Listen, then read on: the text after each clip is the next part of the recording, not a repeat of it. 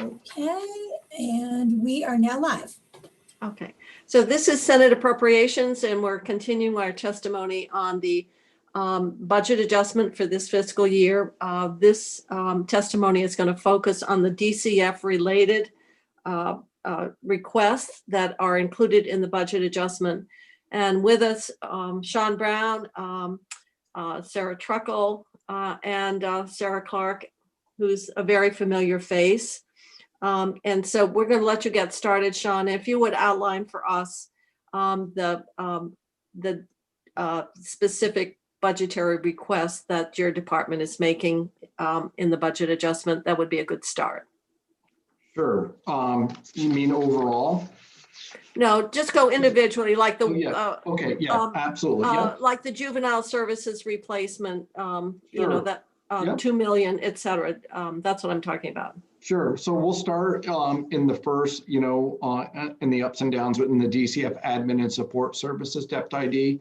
One, you'll see just a move of the clinical position that was formerly a position in Woodside that we did not eliminate, that we're using to create a clinical services director position in the commissioner's office to help oversee the design and development of the Woodside replacement, but also to play a role in overseeing the other like 125 children that we have in in-state and out-of-state residential treatment, make sure they're getting the services they need. And then also there's some new clinical independent review requirements in the Families First Services Prevention Act, the new federal legislation that takes effect in October of 21. And so we're creating a clinical services director within DCF by moving that position and individual in it who is in a clinical role at Woodside over to the commissioner's office. The other substantive there, we have some under-earned in our cost allocation that are impacting how salaries are drawn down in the commissioner's office. And that's one of those is in relation to the SNAP program. Our line staff and ESD are not allocating as much as their time to processing 3 squares. So the amount of federal drawdown that we normally expect is lower, to the tune of $352,000 approximately. So we have a down of that in federal funds and an up in general funds in that same amount due to that SNAP under earn. Okay, that's based on time reporting then of the staff. Correct. Okay. Yes. Yep. And then just moving through here in terms of substantive, I would say let me ask, Sean, if they're allocating less time to the administration of SNAP, are those time, where is that time being reported, in what program? Are we seeing it in a different place? And is it a place where, if we're doing a lot of general assistance or something like that, that's all general fund, there's no federal match. So that's why I'm wondering whether where that time, how we're seeing that time being redistributed away from SNAP to something else. Yeah, and we would see that. The other programs that they cost allocate their time to would be the Reach Up program, the LIHEAP fuel assistance program, and the general assistance program. And all 3 of those really do hit the general fund funding source pretty hard. As you mentioned, GA is almost all general fund in terms LIHEAP's got a cap of 10% and Reach Up is all federal above the grant. So right, okay. Exactly. And so when any other time that hits any of those 3, it really hits the GF column, and that's what we're seeing.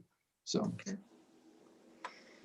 And then moving on, and I think the rest are more technical adjustments and movement of contracts to other DEPT IDs where they belong. Moving on to the Family Services DEPT ID.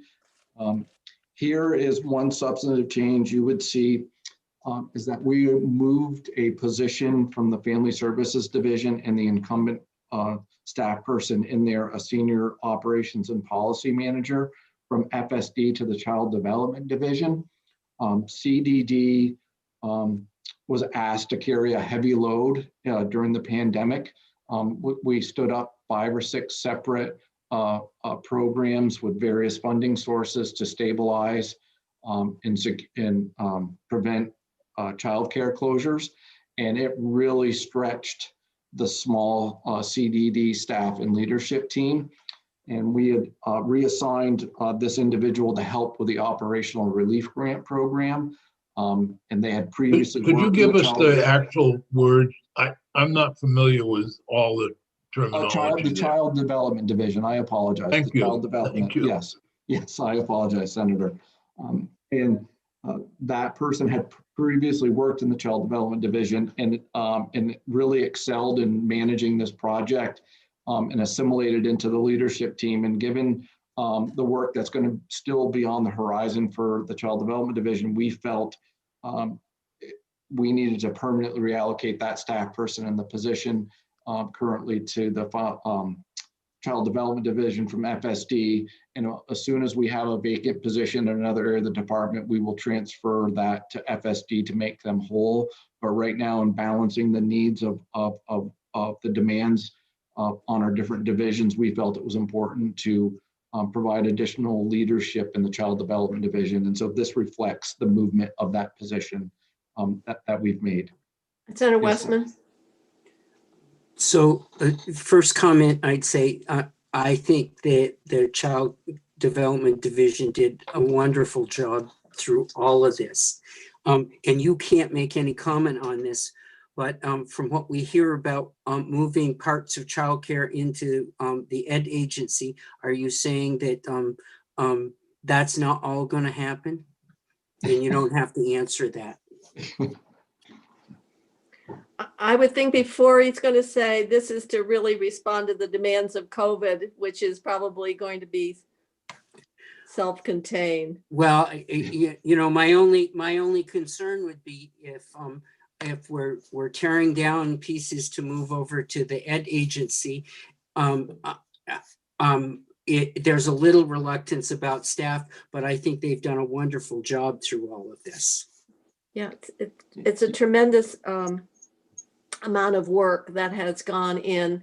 I don't know, millions of dollars that have been processed through the entire agency, whether it's on the childcare front or what you've done for 3 Squares and Reach Up, housing. It's just been incredible. Your staff has done yeoman's duty in a whole bunch of areas, Sean. So And the Child Development Division is very small. mhm, mhm. Yeah, Well, it's it one is. position better. Yeah. Other questions of Sean on that? Otherwise, what you're doing is using the staffing resources you have where the need is most acute. Exactly. Yeah. Yep. Okay. And Senator Westman, I'm happy to speak with you in the near future regarding the Child Development Division and the proposal and answer any questions you have. I'm happy to talk about that, but we are sitting here. I know you can't talk about it, but if they're going to move segments out of the division and move it to the Agency of Education, as I move, and just before that, I'm trying to move a staff person in, there is a little bit of what's this all going to look like? Yeah. But of course, we know that the Agency of Education is not exactly richly staffed either. So, but that's a proposal that's going to take a little more time. So we'll have a chance to consider it. It is, but we are doing this in the with knowing that something's coming. Yes. Mm-hmm. And I'm happy, again, we'll move on here, but I'm happy to kind of share more information on that and this position and how it could be impacted and potential move down the road. Yep. Okay. All right. And then moving on in the Family Services DEPT ID, you will see an increase of $500,000 for an increased caseload in the sub-adopt caseload. We're seeing more adoptions, and so that caseload's up by about 5%. And so this covers that increased caseload that we're experiencing. The next item, Commissioner, I'm sorry, I see 211,400. Am I reading the wrong thing?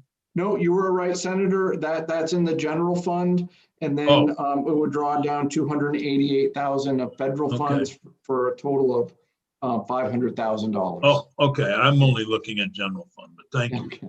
Yes. Okay. And then moving on, I know Let there was me some. ask, are all adoptions subsidized?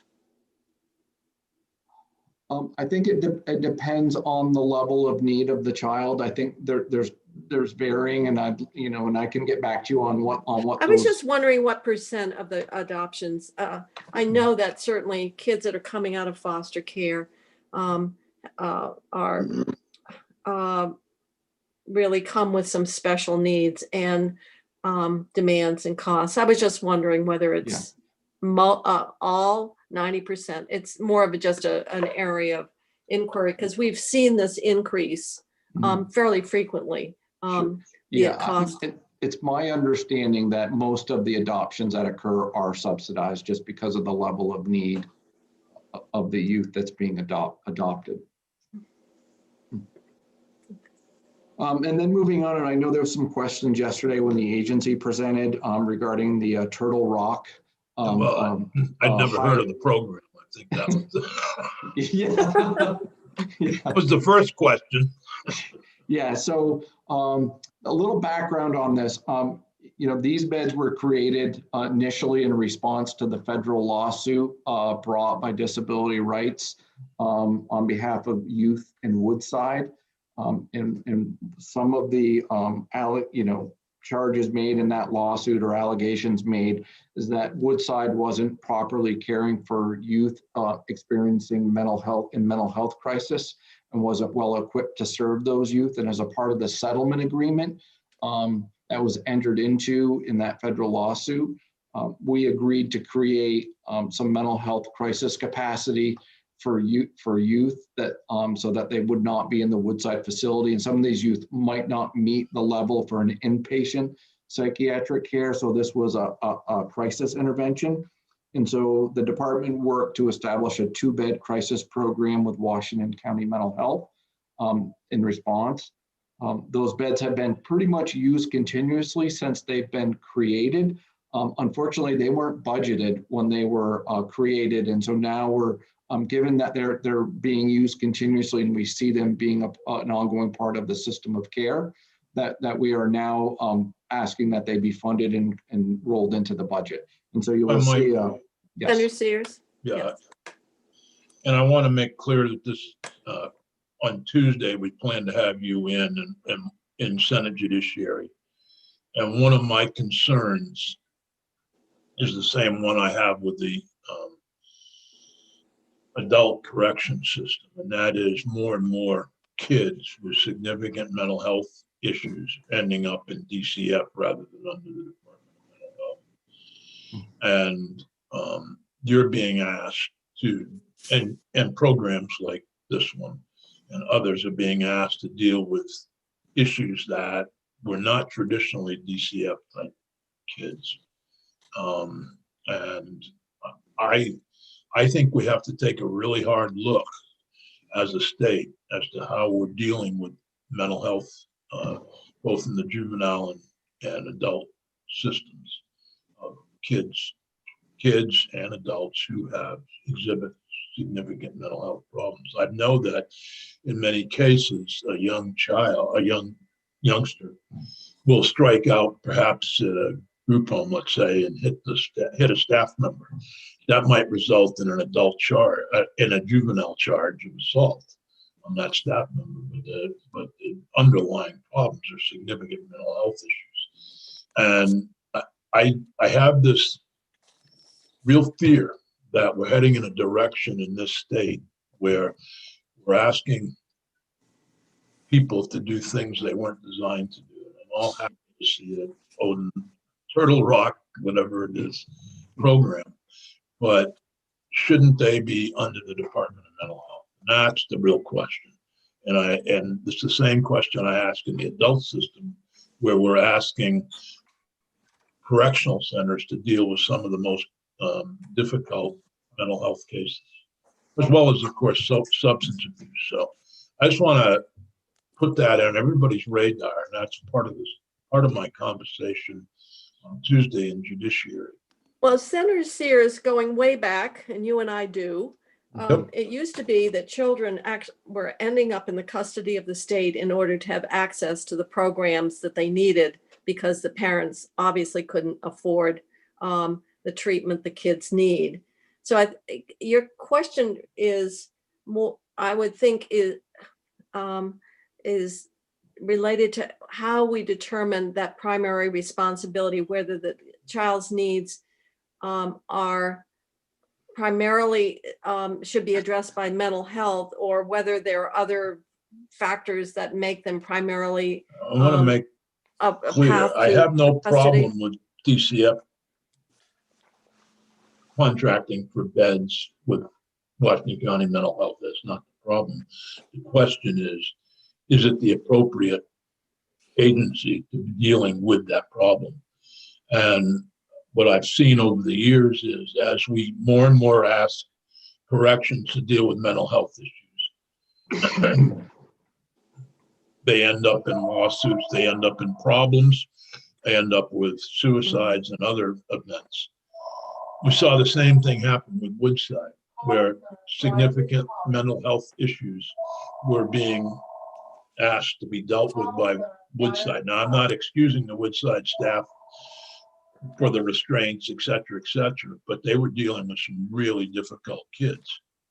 And that was not the traditional DCF kid. They were either delinquent or unmanageable children who were, I use the term unmanageable because I don't know how to put it, but they were beyond the control of their parents. That's how we describe it. So that's where I'm really concerned that we're asking you and your programs to deal with kids that are probably more appropriate. So we're creating programs to meet the need. But Well, at least we're using our mental health delivery system in this case. But again, I will go back to,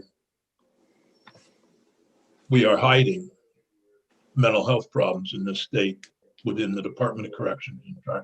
Absolutely. And so when we talk about the mental health crisis and building new facilities and building capacity, we're denying the fact that in the adult system anyway, significant, maybe 20% of those incarcerated have significant mental health issues.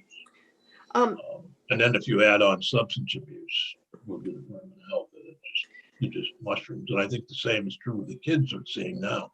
When I talk to folks down in Bennington that run the program I used to operate, that's what. So regarding the Turtle Rock beds, they're crisis intervention beds, and you said they're full occupancy. How long are the kids there in these crisis beds before they're able to move into a more longer term placement, whether it's a treatment program or whatever? Sure. We try to limit the stays between 30 to 45 days in terms of stabilizing them and trying to move them into a lesser, a more appropriate treatment setting. Okay. Thank you. Yep. Nice question. Oh, yes, Senator Ballot and then Senator Nitka. And where would be these step down facilities from Turtle Rock? Where would they be going? We utilize a wide variety of programs. It could be a foster home, or it could be back to their biological home. It could be, as Senator Sears mentioned, we work very closely with the program in Bennington, and youth step down from the crisis to that program. They could go to an out-of-state program that specializes for their very unique need. There are some children whose needs are so unique that we just don't have the scale to develop programs in state, and that we have to utilize some expert programs out of state. And so it's very fact specific to each youth and where they end up going from there. Murph going off to work. And then You're muted. So can I just ask a question? Okay, Senator Nitka. Just wondering, what's the age range of Turtle Rock and Onion, whatever it is? What's the age range there? Oh, I'll have to get that information. It's escaping me right now, so I apologize, but we'll get that information for you. Unless Sarah, do you know based on the contract? Would it be the same as was the age range for Woodside? I believe it's more expansive than the age range for Woodside, but I can look at the contract and send back the specific range.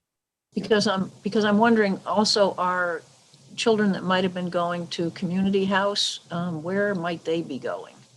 Those were younger children.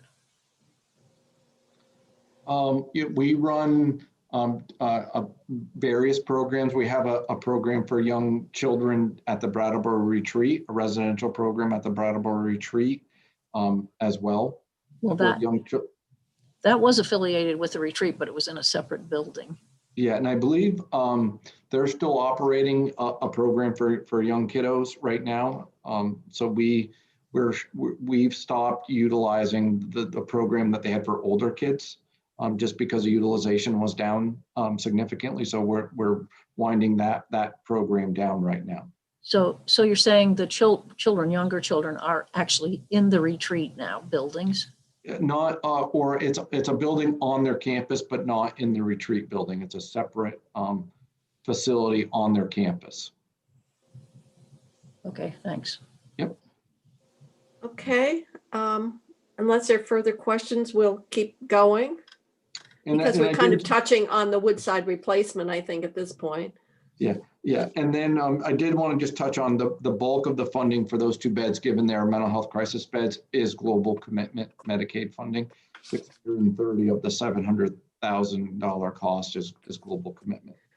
So Sean, going back to the budget, when we were dealing with Senator Sears, you hopefully can reconstruct this better than I. There was language, I thought we had put in money in the budget, recognizing that the kids that were formerly at Woodside would how we would meet their treatment needs. And I thought there was some money specifically to pay for placements in other settings. And can you clarify that relative to the beds at Turtle Rock? Did we, and maybe the 2 Sarahs can help us reconstruct, but I thought we actually had, what was it, 5 million? I can't remember. I think it was 2.5 million. Two. We had anticipated matching federal funds. Turtle Rock is hard for me. I believe it was in the $2.5 to $3 million range. And I believe we submitted recently a report that was required by the legislation as an update to where we were with the spending for those dollars. And I don't have it right in front of me, but we certainly could.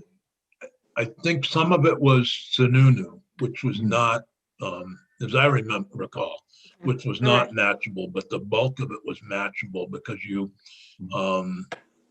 put money into Seall down in Bennington for 4 or 5 beds, and the same at Beckett in Bennington for 4 or 5 beds for girls.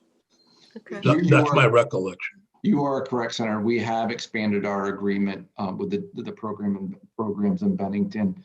Not only did we create expand the existing capacity, but we worked with them to create an additional crisis bed that would be open and available for youth that came in like over the weekend or at night. And so that, we made sure that those youth had a place to go. I believe some were going to Lamoille County Sheriff's. I can't think of the name of the facility. Oh yeah, we've not used the Yellow House. The Yellow House, yes, we stopped. Right. Yeah, that's why we went and expanded the agreement with the Depot program, is so that we could move away from utilizing the Yellow House and that which we had created. And I would say, just because you mentioned it, when we initially started, when we closed Woodside, we did have 1 youth placed for 3 or 4 weeks at the Sununu Center, and then that young man aged out, turned 18, and then is now back in Vermont receiving services here in Vermont as an 18-year-old. We have not placed any youth since then in Sununu. Just so you're aware of that. Oh, okay, thanks for the update. Yeah. Any other questions regarding this? So what you're saying is the money that we had in the budget has been used to support the development of these other placements, and additional money to do the Turtle Rock beds couldn't be accommodated, and you're needing a bit more Correct. money. Yeah. Yes. Okay. Yes. All right. Yeah. Yep. And then the next item here, which will be a new initiative in the BAA, to be straightforward, with the raise the age taking effect in July, 18-year-olds, justice-involved youth now coming from the adult system into the DCF system, and then in July of 22, the 19-year-olds coming in. What we're seeing as a gap in services for these young adult offenders coming into our system is that housing and transitional housing and support services is really a big gap. And so we would like, are planning to go out to bid, find a provider to stand up a transitional housing and support services for our Raise the Age youth. This would reflect 1 quarter's worth of spending, the 123,750. And so that we could roll this out and get it moving before the 22 budget. Okay. And, Yes, Bobby. and where these people must have been treated before by somebody, where's that money going? The money that's already being spent. We weren't doing much for these kids. That was the problem, Bobby. Yeah. They got aged out of foster care and they just fell into a black hole. Huh. They're more in corrections. Yeah. And they were either on probation or incarcerated.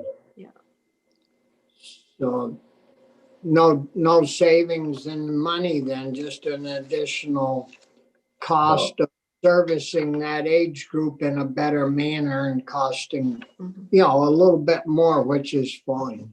I couldn't have said it better myself. Well, maybe averting costs in the future. There is, Well, that could be. there is Yes, great Alice.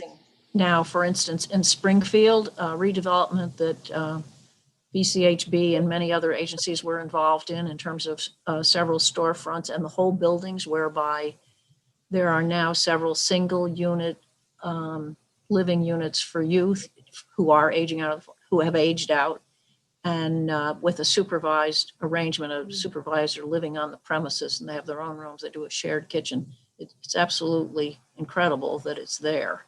And, it's all new in terms of an old building, but all new inside. So hopefully that will be a success. Well, Yes. I think the lesson here is just because you turn 18, the old system just dropped you, and these kids were, and then they got in trouble. So this is identifying a basic need that goes along with that policy. So this is Absolutely. 1 quarter, and it'll be annualized in your budget for Yes. next Yeah. year. And then I'll have Sarah Truckle just quickly touch on the FMAP BUP savings and how we're reflecting it in the ups and downs. Thanks. So the FMAP, the Federal Medical Assistance Percentage, has been increased in response to COVID, which means that the federal match has gone up and therefore the state share has gone down, and therefore we have general fund savings. Here we have previously booked these savings in our restatement and are now booking them again in BAA, and we are carrying forward those funds into FY22 to the good of the state. Mhm. Well, when the bump goes away, then we're going to have to plug the base. Yeah. Okay. We understand about the match rate. That represents a lot of help to the general fund, about 22 million per quarter. So I'll move on to the Child Development Division DEPT ID on page 12 of the ups and downs. Again, you'll see in here the position coming from FSD into the Child Development Division, as we discussed earlier. I think the big item to discuss here in terms of substantive ups and down is the subsidy caseload underutilization that we're experiencing, which is in direct result of the pandemic and how it's changed our work lives and how parents are taking care of their kids or having their kids cared for. We're seeing utilization at about 75% of what it was in 2019, the last normal year we have data for. It's about 78% of what we saw in 2020. I think I've got those percentages accurate. Sarah, please correct me if I'm wrong. And so we're seeing underutilization leading to a general fund savings of approximately $4.8 million. So do you view that as kind of a one-time caseload savings based on the pandemic? And so what are you, well, I'm jumping ahead, but I'm wondering what your assumptions are in building your FY22 base for the program. Yeah, we're looking at it right now as a one-time because we just don't know how the system's going to respond and how parents are going to return to work in 22 with the pandemic hopefully winding down. And so I think we're just going to need more data to make kind of that analysis. It's too early, I think, to tell. Okay. Yeah.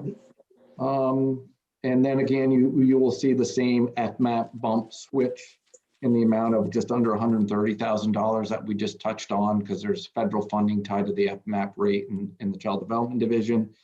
So those 130 go back to the bottom, carry forward back to the bottom line for the state in 22. And then moving on to the Office of Child Support, there's no real changes there. And then aged, blind, and disabled, there's no changes. The general assistance DEPT ID, there are a couple changes here. One, we are seeing, continuing to see the pressure on the GA burial program. It's not a substantial benefit that we pay out.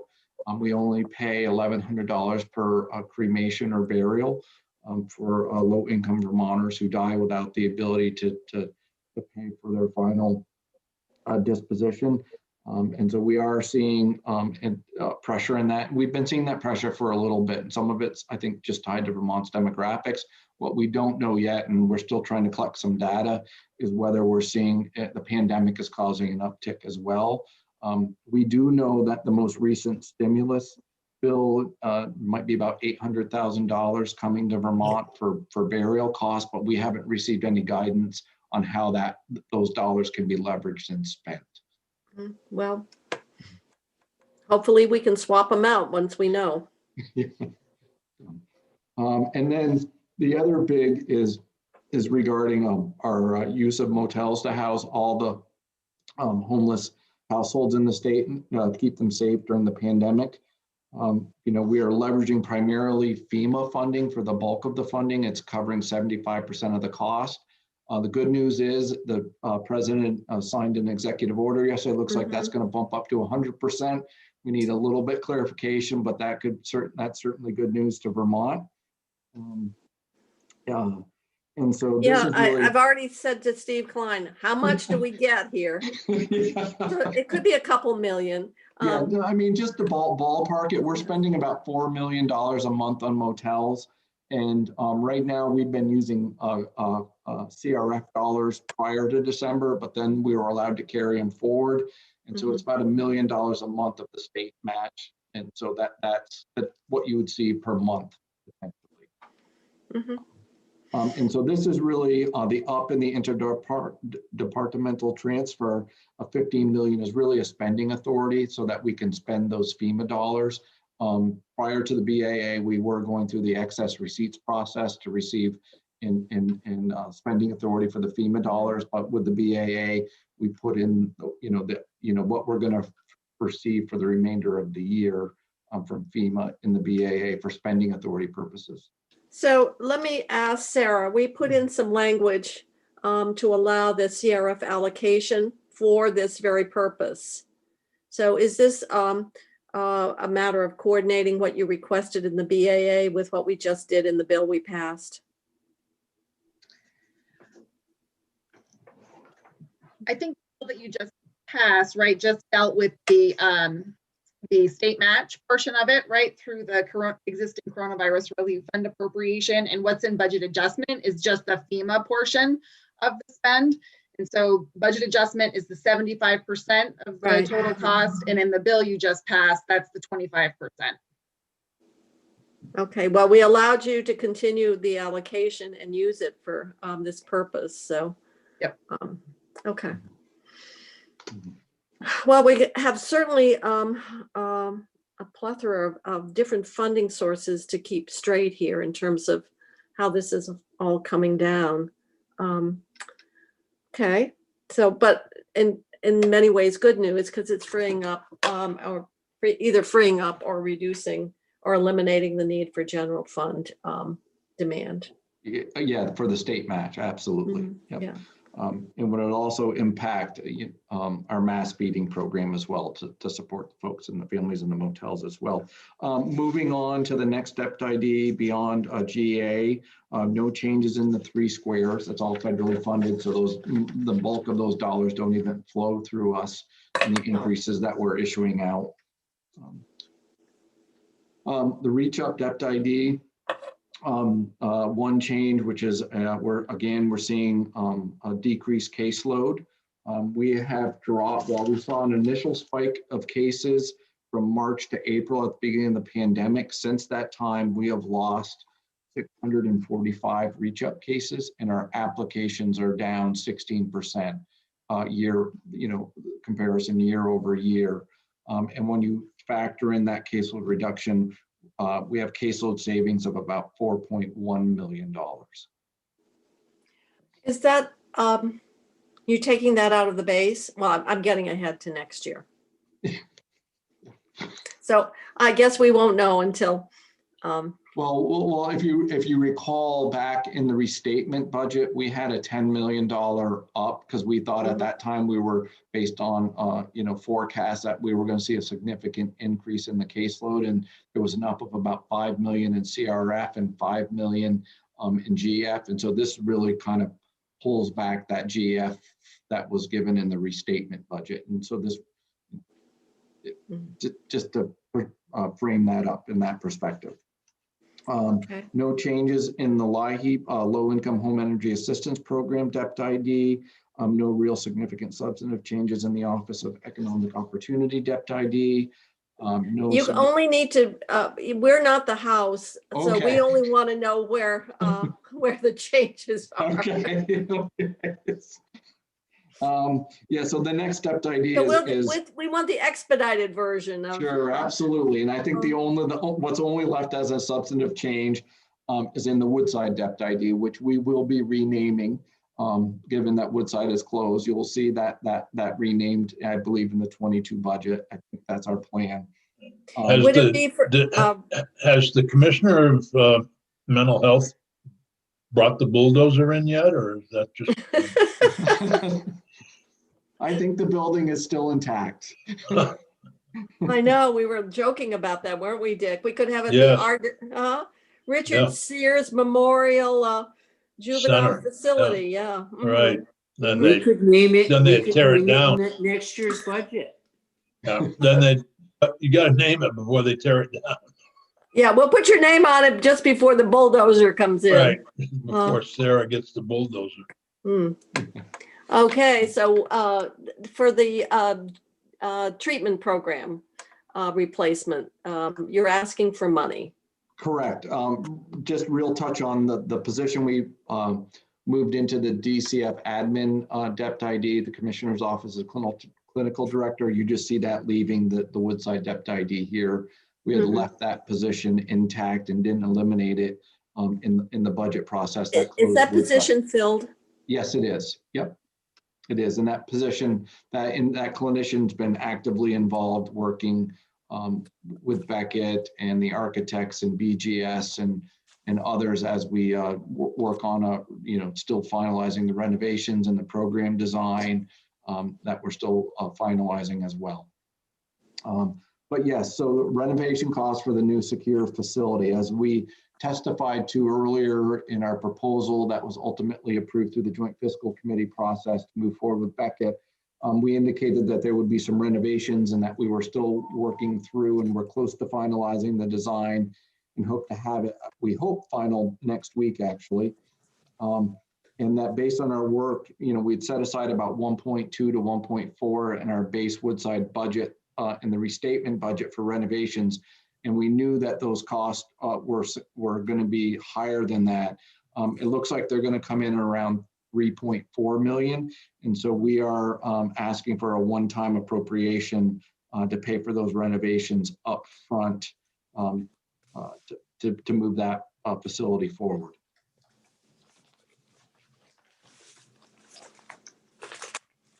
Do you know when you might have a contract? Will it be within the time frame of this budget adjustment?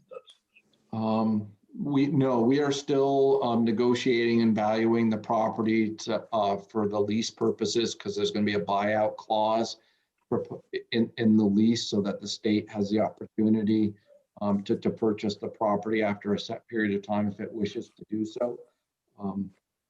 So we will have that lease. Let me ask my question in a different way, Commissioner. Will the $2 million be available should you not spend it in this fiscal year to be carried forward into next fiscal year? For the purposes of the building, yes, but we anticipate that we would be utilizing it this year. We hope to be going out to bid with for a contractor late spring. Well, we could write it so that they have carry forward authority. Because it seems like that would be likely. Yeah, I feel like we're appropriating money that might be used in FY22. FY20. The next one. Yeah, 22. We have had some conversations. Unfortunately, Senator Sears wasn't able to participate, but talked to some of the folks at Beckett. And it seems like they still had a lot more work to do on the state with the state folk before they wanted to go out and start engaging with the community in terms of the program or whatever. So they were still saying, from their perspective, there's a considerable work to be done before they're committing themselves to operating this program. Is that consistent with how you would describe it? In terms of where we are in terms of executing the agreement, I think we've made significant progress in the last couple weeks in terms of the building design and coming to an agreement with Beckett and BGS on what's the best design to move forward with, that's going to provide the best treatment services and the effective facility for that program. So we're really close, and we believe on Monday we're going to finalize that. That will then help inform the lease negotiations, which BGS is assisting us with right now and taking the lead on. So those are moving forward as well. And my understanding is that we're close on the programmatic piece as well, and the program that will be delivered and how it will be delivered. And so we would be happy to come in and provide additional information in the coming weeks where we are on that. I know we're going to be in Senate Judiciary next week with Senator Sears, talking about a multitude of issues, but we're happy to, because we should have floor plans and schematics on the drawing. We could provide you an overview of the tentative agreement on the treatment program, and hopefully we're a little further along on the lease. But we are certainly not going to break ground and commit dollars for the renovations until we have those agreements in place. I would feel more comfortable if there was some language that allowed the spending to carry forward with whatever is left of the 2 million, rather than trying to deal with it again in April or June. I mean, excuse me, April or May. Yeah, but Stephanie will. Hopefully not June. Stephanie on, so she'll make a note to make sure that carry forward authority is very clearly stated. I will. Yeah. Okay. Thank you. That would be helpful. Thank you. Mm-hmm. Other comments? So as Senator Sears said, they're going to take testimony both from the commissioner and I believe from Beckett staff, the lead staff, in terms of the status of the work and the program to date. Sure. Okay. Yeah, that's my understanding. Jay Walter from Beckett will be testifying next week. Mm-hmm. Yes, Bobby, you're muted though. Yeah, is this going to be a long-term contract with Beckett, the so that we aren't gonna invest all this money and be gone in a couple of years, or? Yes, so there'll be two separate agreements for the reasons you just brought up. There'll be a long-term lease agreement protecting and preserving our investment in that facility and our use in that facility. And then there'll be a contract for Beckett to operate an operating agreement with Beckett. That one, they could choose to leave it, or we could have them leave it and bring in a new operator, but we would still have the facility and the investments in it for our use and our youth. Yep, thanks. That sounds good. Other questions of the commissioner? Well, obviously, Senator Sears will be getting more detail next week. Senator Ballant. Oh, just a general question. I'm not sure if this is best for the commissioner or for you, Jane, but since I'm new to the committee, I'm just curious, how does this budget adjustment compare to previous years? What are some surprises here or differences from past ones? Actually, this is a fairly modest budget adjustment when you consider the environment and the federal dollars and the COVID. The ones that might be more controversial and I think probably are not going to move forward in the House would be the use of $10 million to support more business grants. And so there are a couple that might be, and I think the body camera requests might fall into the category of, we'll take a bit more time. We want to look at this, make sure policy and training is in place. Otherwise, it's a pretty straightforward budget request.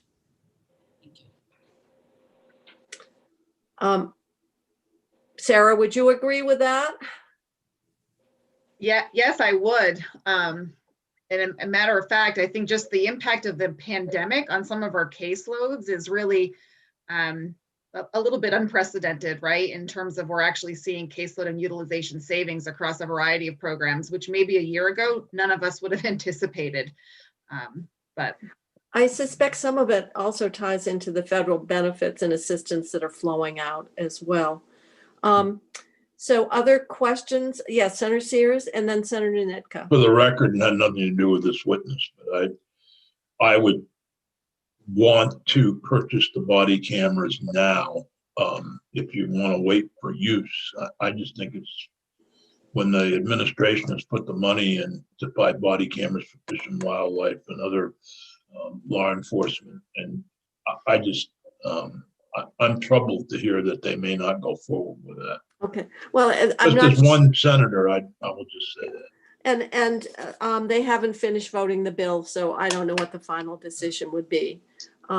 Obviously, business grants were, I don't need to tell you, Senator Sears. Yeah, no, I understand all that. Yeah. I'm just saying that Yeah. we've come a long way, and we've been fighting for years for body cameras, and now to be this close and have the House say, "Well, wait a minute, we want." Well, don't please. I don't want to say that that's a definite decision because it may not be. Well, I will be.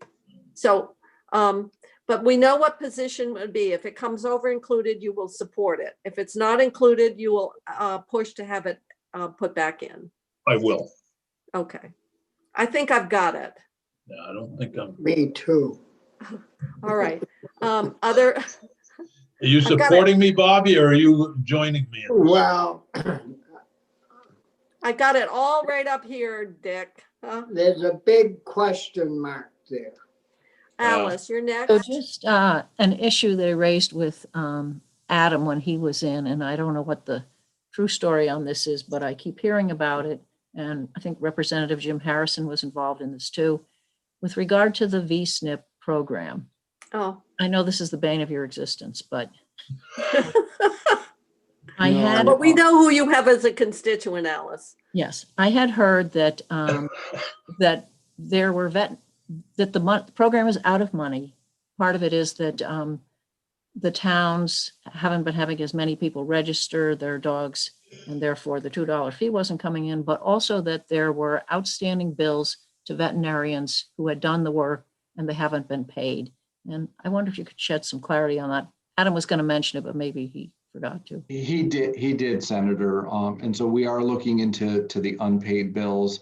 Unfortunately, we are seeing a significant decrease in the revenue that comes into Right. that program. Historically, it's been very consistent.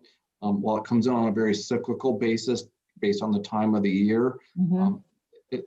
So we were normally in a rhythm of how we can, allocate out and pay bills. The pandemic has disrupted that rhythm for sure. And we're seeing a significant drop in revenue. Can I'll you be the- just give us a ballpark estimate of what you think that hole that's been created? We can get that And you for don't need to do it right this Yeah, minute, but yeah. and I don't know whether that's been discussed and would be in what it's coming over, but it certainly seems like that is a program as it relates to assisting and particularly households with limited income with the spaying and neutering of pets. So if you could tell us and just shoot an email to Stephanie, Sarah, Absolutely. Yep. what you think that revenue reduction has been to support the program. So some Absolutely, people, we can of do that. course, some people, of course, say it should come under CARES because the people don't have the income presently, the low income people, to register their dogs. So they just haven't been doing it. We did look into whether we could use Corona relief funds for that purpose, but based on the Treasury guidance, a determination was made we could not. I see. For registration or for the VSNP or Right. both? Register and then the $2. Well, I understand, but they're two different pieces. Were you asking about the registration itself, or were you talking about the lost revenue, or both? Lost revenue. Well, the lost revenue, really. Yeah. All right. So if we did it, we'd have to do it through a general fund. Yeah. Yeah. Okay.